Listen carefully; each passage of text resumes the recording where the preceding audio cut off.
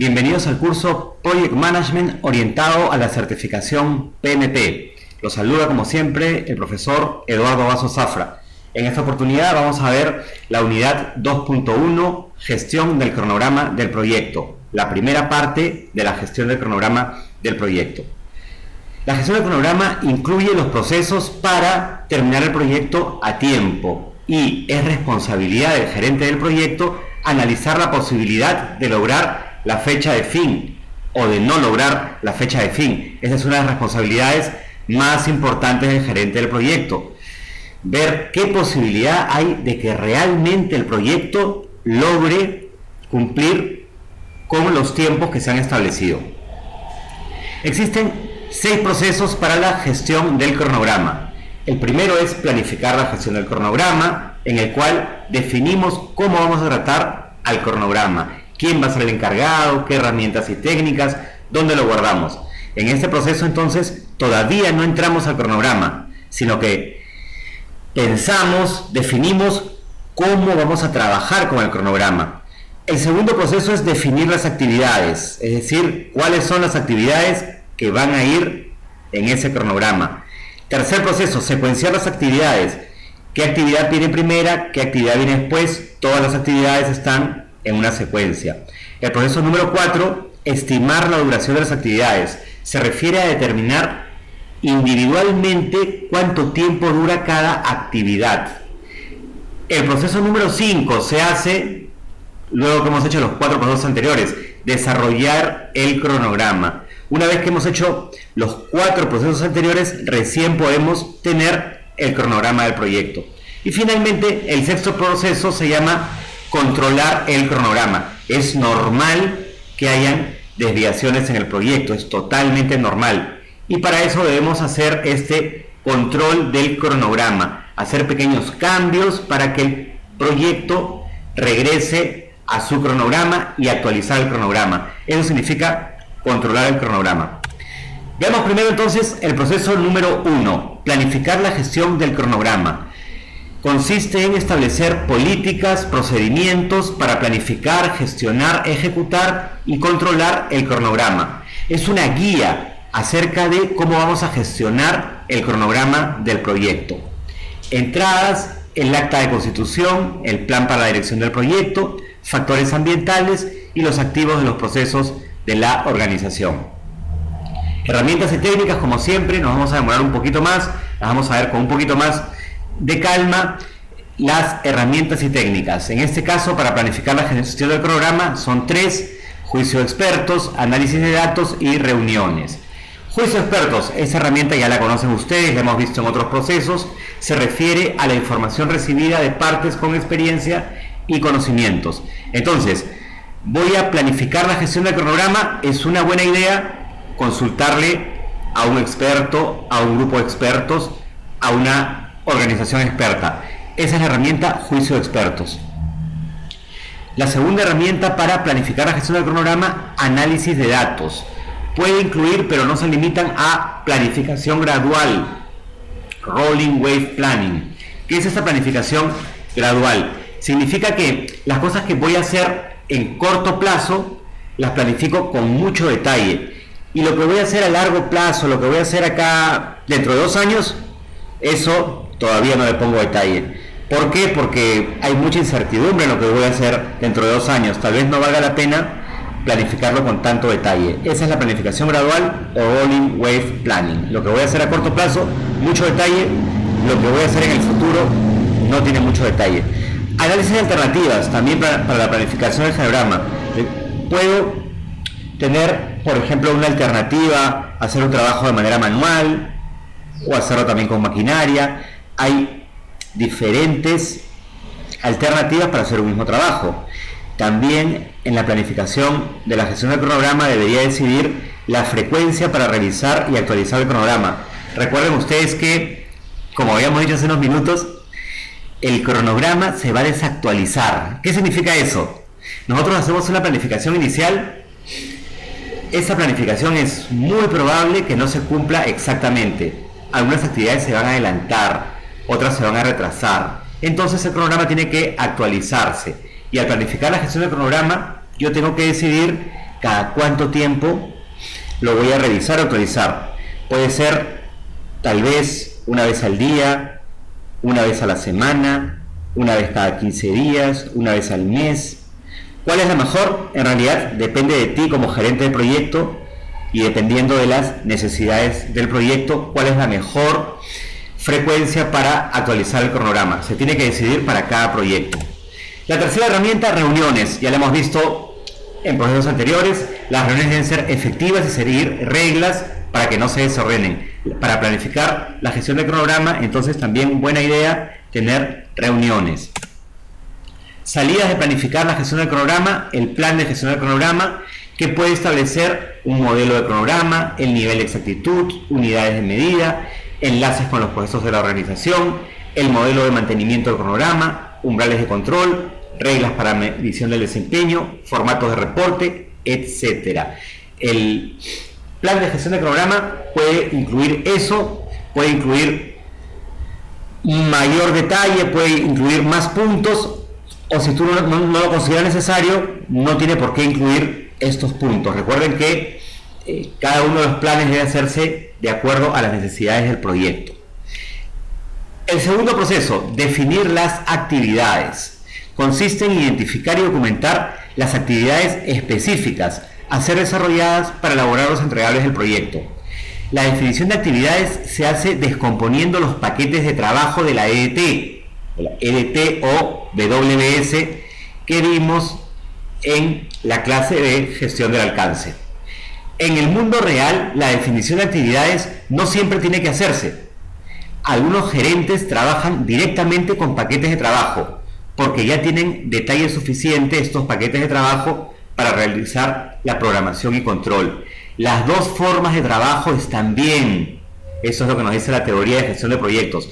Si tú quieres, puedes trabajar directamente con los paquetes de trabajo y ponerlos en el cronograma. O los paquetes de trabajo, descomponerlos en actividades y esas actividades ponerlas en el cronograma. Las dos formas de trabajo están bien. Tú eres el que tienes que decidir, de acuerdo a las necesidades del proyecto, cuál de las dos formas vas a usar. Entradas para definir las actividades, el plan para la dirección del proyecto, factores ambientales y los activos de los procesos de la organización. Herramientas y técnicas, juicio de expertos, descomposición, planificación gradual y reuniones. Juicio de expertos para definir las actividades, nuevamente preguntarle a una persona, a un grupo de personas que tengan mucho conocimiento de un tema y te expliquen cuáles son las actividades que deberían ir en tu cronograma.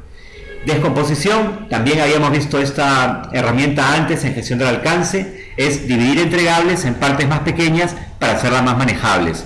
Las actividades representan el esfuerzo necesario para completar un paquete de trabajo. Entonces, si deseas usar esta herramienta, los paquetes de trabajo, mediante la descomposición, los divides en actividades. La planificación gradual o Rolling Wave Planning es una técnica de planificación iterativa, la habíamos comentado hace unos minutos. Las actividades que se realizarán dentro de poco se planifican en detalle y las que se realizarán a largo plazo se planifican a alto nivel. La siguiente herramienta, reuniones, ustedes ya las conocen. Para definir las actividades pueden haber reuniones y esas reuniones deben ser efectivas. Salida a definir las actividades, la lista de actividades, los atributos, la lista de hitos, solicitudes de cambio y se actualiza el plan para la dirección del proyecto. La lista de actividades son aquellas que van a ir en el cronograma, ¿no? Es un listado que incluye a todas las actividades del cronograma que serán necesarias para el proyecto. Atributos de la actividad es información adicional de las actividades, son una ampliación de la información de la lista de actividades. Puede incluir código de identificación, descripción, responsable de ejecución, ubicación geográfica, etc. Lista de hitos. Un hito es un punto o evento significativo en un proyecto. Un hito es una cosa importante. Un proyecto tiene hitos. No es buena idea que un proyecto tenga 200 hitos. Es buena idea que el proyecto tenga pocos hitos, porque los hitos son como una marca de cosas importantes. Pero si todo es importante, entonces se pierde la idea, ¿no? Entonces, los hitos son puntos significativos, puntos importantes en un proyecto. Los hitos pueden ser obligatorios o pueden ser opcionales, es decir, estos puntos que tienen que necesariamente informarse, seguirse, o son unos puntos opcionales que yo los coloco para mi propio seguimiento. Los hitos, por definición, tienen duración cero. Un hito, ¿cuánto dura? Un instante. ¿Qué es un hito? Entrega de terreno. El proyecto solamente tiene dos estados: me entregaron el terreno o no me entregaron el terreno. No me pueden decir, Eduardo, en 5 minutos me entregan el terreno. Bueno, no me lo han entregado. Los hitos solamente tienen sí o no. Recuerdo, algún profesor me decía, es como una mujer embarazada, solamente tiene dos estados: o está embarazada o no está embarazada. No hay está embarazada a medias. Pasa lo mismo con los hitos: sí o no. Entrega del acto efectivo, ¿te lo dieron o no te lo dieron? No es que, no, ahorita me lo dan, entonces no. Entonces los hitos tienen por definición duración cero y son un evento importante. Y solamente tienen dos posibilidades: se cumplió o no se cumplió. Y los hitos no son actividades, ¿no? Por ejemplo, un hito es finalización de pruebas. Finalizaron así las pruebas, ok, se cumplió el hito.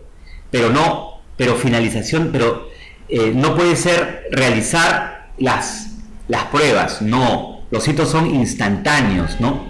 Puede ser, otro hito podría ser comienzo de pruebas, ¿no? O término de pruebas, pero las pruebas no es un hito, porque los hitos, como ustedes saben, son instantáneos, duran cero.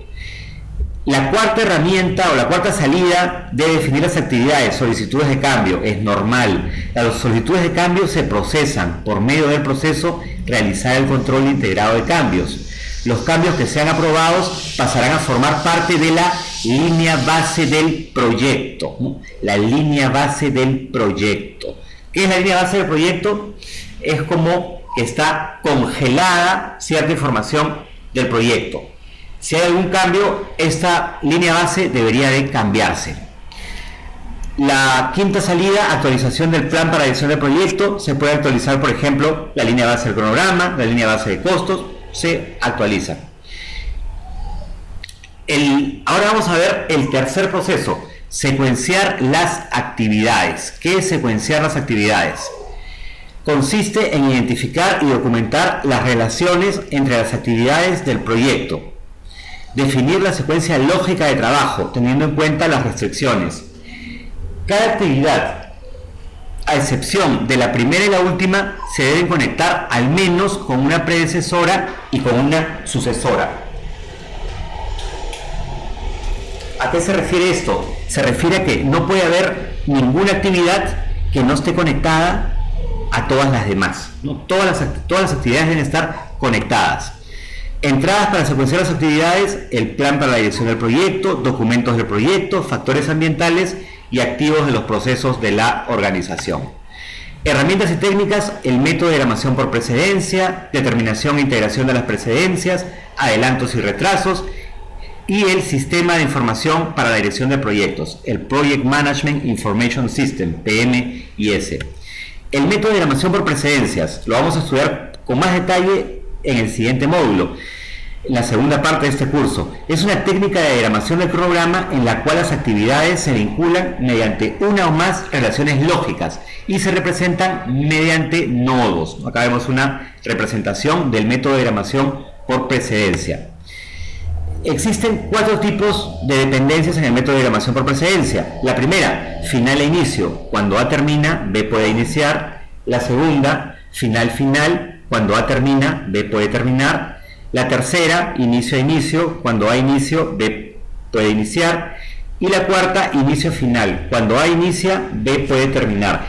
En el mundo real, esta dependencia tipo inicio-final es muy poco usada, como que no se encuentra ese tipo de dependencias. Es muy difícil de encontrar. Sí se encuentra, pero es muy poco usada. Entonces lo que ustedes deben saber que ese tipo de dependencia inicio-final es muy poco usada. Y por el contrario, la dependencia tipo final a inicio es la más usada. Les doy un ejemplo de una dependencia final a inicio. Primero tengo que excavar el hueco y después puedo plantar el árbol, ¿no es cierto? Es una dependencia final a inicio. Finalizo la excavación del hueco y recién puedo plantar el árbol. No puedo, en este caso, primero, Eduardo, ¿sabes qué? Primero vamos a plantar el árbol y después vamos a hacer el hueco. No se puede, porque tengo una relación de tipo final a inicio. También estas relaciones pueden ser clasificadas en obligatorias y discrecionales. Una obligatoria requerida por legislación o inherente al trabajo.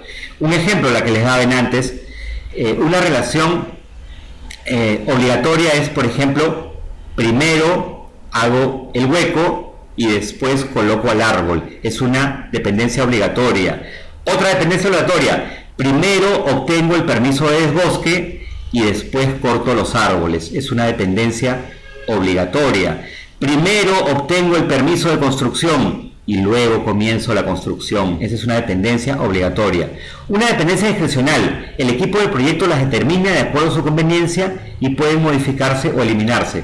Por ejemplo, ¿cuál? Bueno, voy a comenzar el proyecto con el pabellón A y cuando termine el pabellón A voy a hacer el pabellón B. ¿Por qué? Por mi propia discreción. Yo prefiero que sea así. Pero recuerden que una dependencia discrecional podría cambiarse.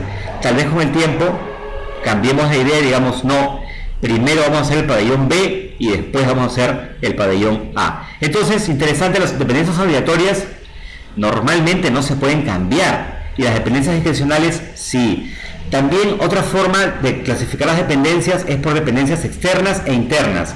Una dependencia interna es una relación que hay con una actividad del mismo proyecto. Una dependencia externa es con actividades que no pertenecen al proyecto. Por ejemplo, estoy haciendo mi proyecto y para terminarlo necesito que se construya un puente, pero ese puente no está en mi proyecto. Es una dependencia externa. Yo estoy de alguna manera restringido a algo que no pertenece a mi proyecto. Entonces, la mayoría de dependencias en un cronograma son internas, pero también existen las dependencias externas. Esta herramienta, adelantos y retrasos. Un adelanto permite una aceleración de la actividad sucesora y un retraso ocasiona una demora en la actividad sucesora. Más adelante vamos a ver unos ejemplos de adelantos y retrasos en la segunda parte de este curso. La siguiente herramienta para secuenciar las actividades, el Sistema de Información para la Dirección de Proyecto, PMIS, Project Management Information System. Es un conjunto de sistemas, herramientas y técnicas para gestionar la información del proyecto. Este PMIS puede incluir software de programación que ayudan a planificar las actividades del proyecto. Entonces, ¿qué es el PMIS? Es un sistema de sistemas de información. Toda la información del proyecto debe estar en el PMIS, que incluye también los softwares y los datos del proyecto. Salida de secuenciar las actividades, diagramas de red del cronograma y se actualizan los documentos del proyecto. Con esto hemos visto los tres primeros procesos: planificar la gestión del cronograma, definir las actividades y secuenciar las actividades. En la segunda parte del curso vamos a ver los últimos tres procesos.